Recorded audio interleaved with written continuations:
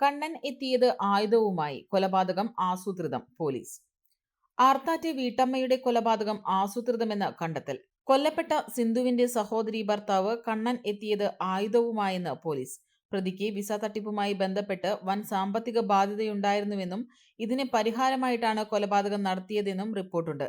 മുതുവറയിലെ വീട്ടിൽ നിന്ന് പ്രതി കണ്ണൻ വൈകിട്ട് 6 മണിയോടെ പുറപ്പെട്ട് ആർത്താറ്റെ സിന്ധുവിന്റെ വീട്ടിലേക്ക് രാത്രി 7 മണിയോടെ ഓട്ടോറിക്ഷയിൽ വന്നിറങ്ങുകയായിരുന്നു. ഭർത്താവ് മണികണ്ഠൻ പുറത്തുപോയ തക്കം നോക്കി ഇയാൾ വീട്ടിലെത്തി സ്വർണം കവരുകയായിരുന്നു ലക്ഷ്യം. ഇതിനിടയിലാണ് സിന്ധുവിനെ കൊലപ്പെടുത്തിയത്. അടുക്കളയിൽ പണിയെടുത്തിരുന്ന സിന്ധുവിനെ മൂർച്ചയേറിയ ആയുധമുപയോഗിച്ച് കഴുത്തിന് വെട്ടുകയായിരുന്നു. കൊലപാതകം നടന്ന് 1 മണിക്കൂറിനുള്ളിൽ നാട്ടുകാരുടെ സഹായത്തോടെ കണ്ണനെ ആനായിക്കൽ ചീരംകുളം ക്ഷേത്രത്തിന് സമീപത്തു നിന്ന് പോലീസ് പിടികൂടി.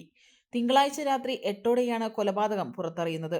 ഭർത്താവ് മണികണ്ഠനും സിന്ധുവുമാണ് വീട്ടിലുണ്ടായിരുന്നത്. ധാന്യങ്ങൾ പൊടിക്കുന്ന സ്ഥാപനവും വീടിന് സമീപം പ്രവർത്തിക്കുന്നുണ്ട്. പണികൾ കഴിഞ്ഞ് മണികണ്ഠൻ വീട്ടിൽ നിന്ന് പുറത്തുപോയ സമയത്തായിരുന്നു കൊലപാതകം. മണികണ്ഠൻ വീട്ടിൽ തിരിച്ചെത്തിയപ്പോൾ അടുക്കളയിൽ സിന്ധുവിനെ മരിച്ചു കിടക്കുന്ന നിലയിലാണ് കണ്ടത്.